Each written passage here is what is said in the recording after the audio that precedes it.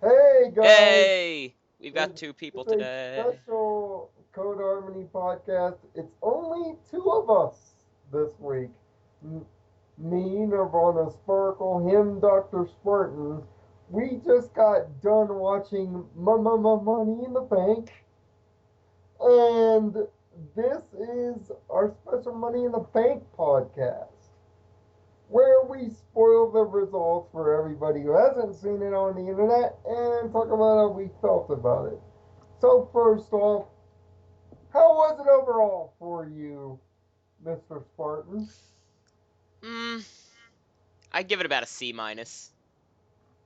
Mm, I'd say about the same. Mainly because of the filler matches, Yeah. Summer Rae, Fandango,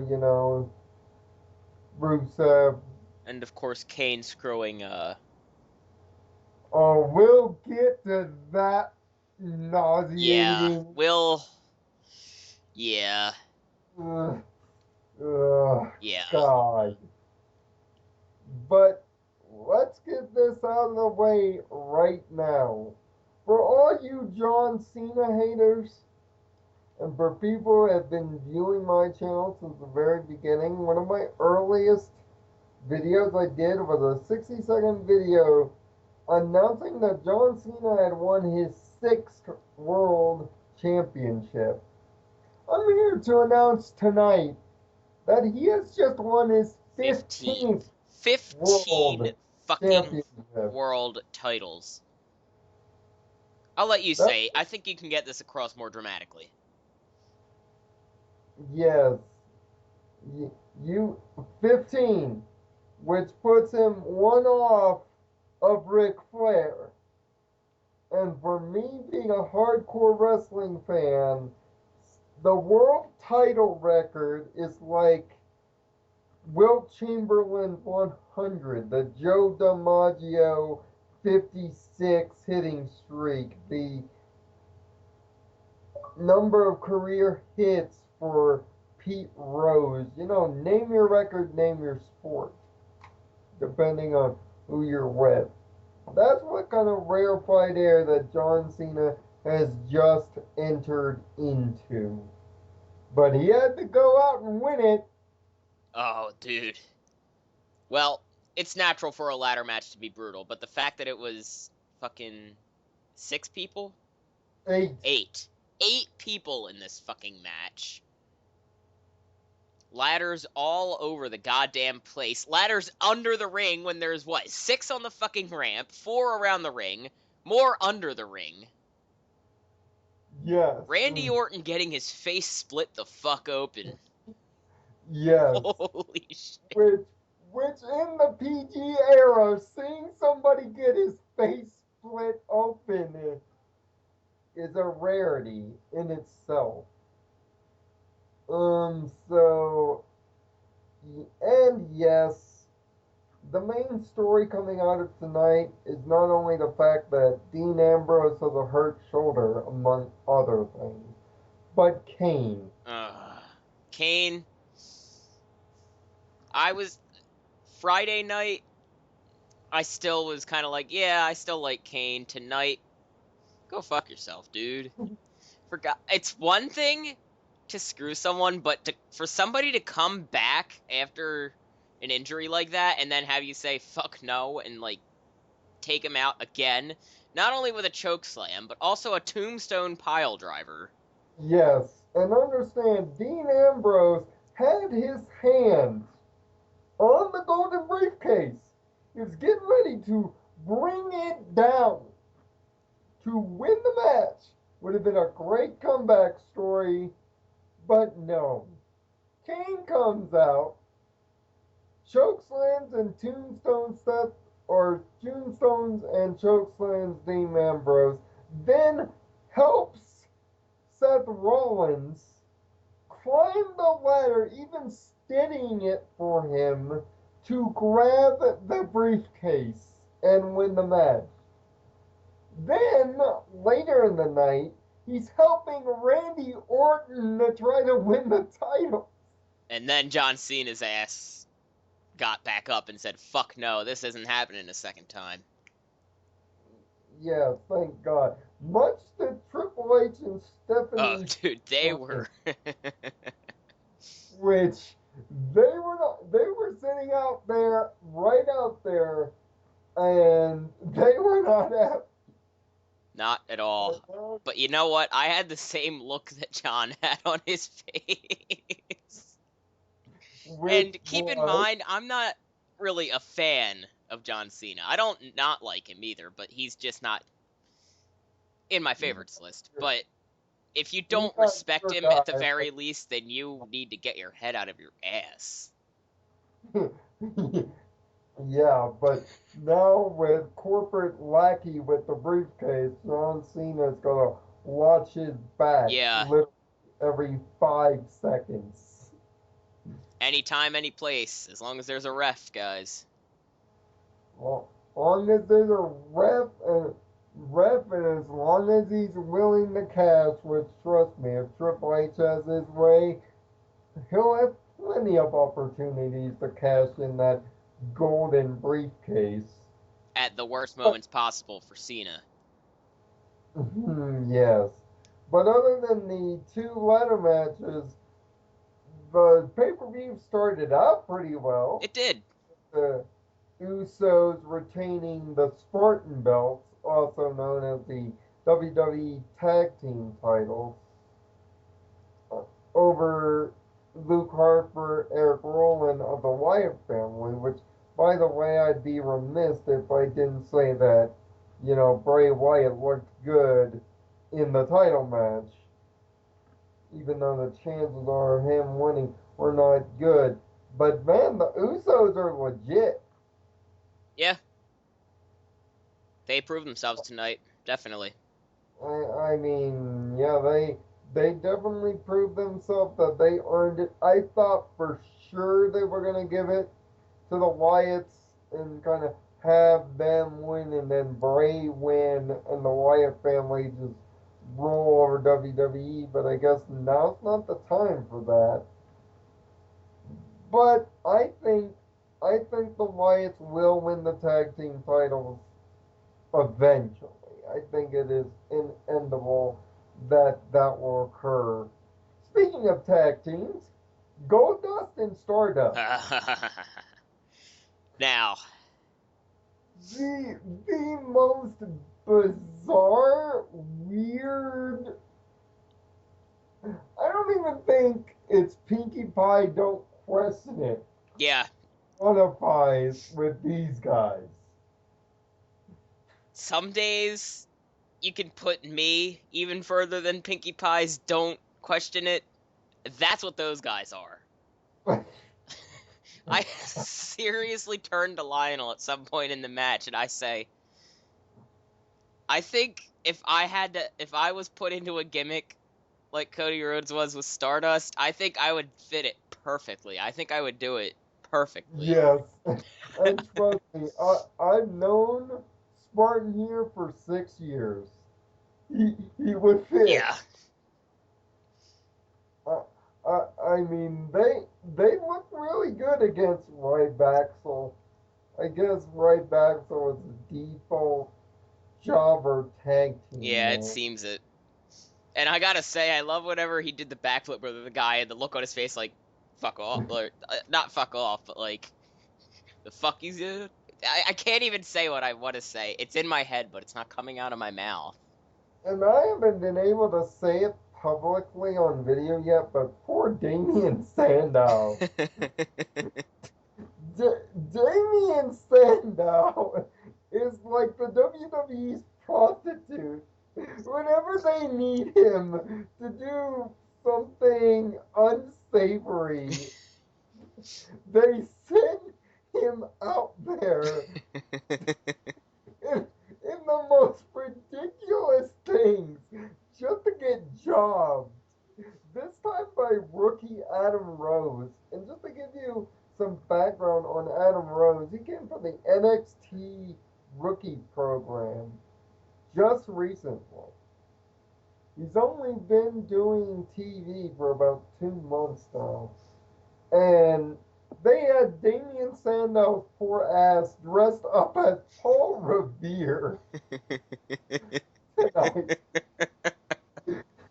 because it was in Boston.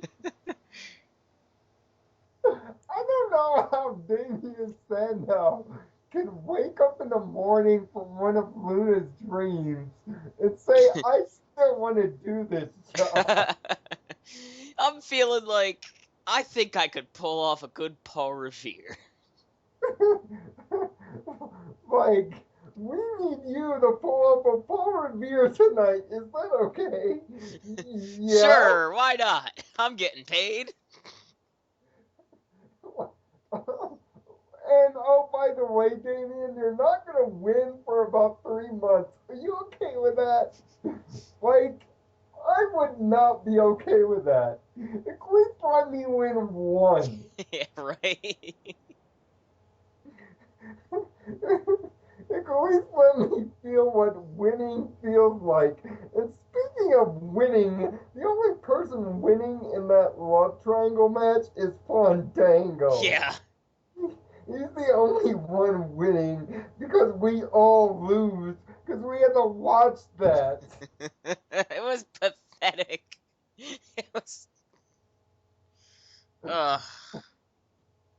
You don't know how much I just want the Divas division abolished from the WWE. And before anyone attacks us and calls us sexist, if you haven't watched WWE, you have no idea. The The Divas division is the biggest joke in female sports ever. Like, and here's the thing: the Divas division used to be respectable, ladies and gentlemen. The women used to know how to wrestle, and they used to out wrestle the men. Yeah. Okay? The Divas division about a decade ago, when I was Arbiter's age, was good and And I respectable. was a wee lad. Now, now it just makes me want to go take a bathroom break. In fact, that's what I call it. Is Yeah. bathroom break. Divas matches, bathroom break matches. Because Dude, that oh, sounds like some terrible gimmick they'd add to like one of the new WWE games, like a bathroom break match. You have to break everything in the bathroom. Because it's kind of like yeah, that one thing in, was it WWE 10? The one thing for your graded superstar, you have to break shit in Vince's office or whatever? yeah, it was Yeah, part of the backstage brawls for yeah. If I the want break to, the if I want to succeed, I should probably destroy 6 of Vince's things. and the fact And that that was you the were typical putting male out voice too. extra Like, gifts, but speaking of other boring Divas matches, the Divas champion retained her title, but she is actually the only one in the Divas division that actually knows the concept of wrestling. yeah, So of course she has the championship right now. And there was a Stephanie moment with the Bella oh twins, yeah, although one is not technically employed, which I think is Brie Bella is the one that's supposedly fired. uh, But something like that. and Get yes, this person out of here. and that was a perfect Stephanie impression.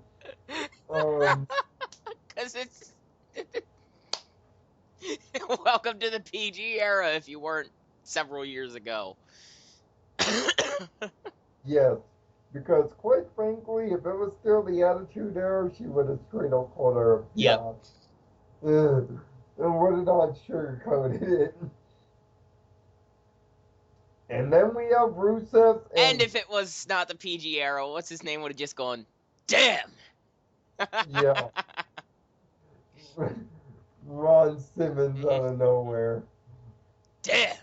But no, my favorite were the ones where he wasn't sure. He's like, damn? He just looked for 5 seconds and then he was like, Damn! Uh, That sync. I am so proud of us right now. uh, I mean, and of course, Martin Luther King, Biggie Langston, and Rusev. Nice try, Martin Luther. You gave it a good run, but apparently Russia is stronger than the United States. What does that say when an American wrestling company is getting over the Russian They're more trying to often than improve public not? relations, maybe? I don't know. Yes. And, and just the way that Lana says Vladimir Putin, we were making Putin jokes Yeah, I'm not good. Yeah. over the Skype call, folks. It's not safe for work stuff, but we were making Putin jokes, but Is anything that we say in general really safe for work, though? screw that. Screw that. Battleground is June 20th. Um, it will be interesting, especially if Daniel Bryan comes back with nice. So, telling Tim Tebow, Bo Dallas to leave. Um, I think the contract ladder match was better than the title ladder match Yeah. because because the stuff they were doing in the title ladder match was just insane. I mean, super flexes off top of ladders, flips, power bomb off of ladders. Who was it during the contract match? That did the one superplex. I thought he broke his neck for a minute because he did a fucking flip and like bounced off of his neck and shoulders, dude. That Was that that that would be Dean Ambrose that because was Seth Ambrose? Okay, I Rollins. couldn't remember if it was Ambrose or Seth Rollins, dude. Fuck. Like, I mean, my God, especially because it had the camera on his face as he was laid there, and I was like, oh yeah. shit, did he just break something? A lot of people break something Oh, when it comes to Money in the Bank. Somewhere secretly in Boston, an ambulance crew and an ER crew and a bunch of surgeons are licking their chops. licking their chops. They're not going to eat them, Lionel. Jeez. Not for cannibalism, I'm saying, because they're going to get their money I tonight. know. Ugh. I am so congested right now. That's why I keep and clearing my throat. I apologize. But uh, Money in the Bank was, I would give it about a B plus as a pay per view. Not for the downer matches, but the ladder matches certainly lived up to their billings. Except for Okay, that bullshit Kane intervention. Fuck you. yes. And just so you know, USA plays in the World Cup again on Tuesday in the round of 16. Although I'm probably going to piss off every American fan of this show and say I'm rooting for the Netherlands. But just so you know, USA is my second choice, if not the Netherlands. But we'll probably do this again on June 20th when Battleground comes around, and hopefully Daniel Bryan will be healthy by then. Yeah. I hope he has a good return. Yeah, I mean, and yes, we did get a few CM Punk chants because fans just won't let it go. And I swear to God, if anybody in the comments makes the reference to Frozen, I will stomp you like a grape. I'm. I'm kidding. I'll just look at you in disappointment.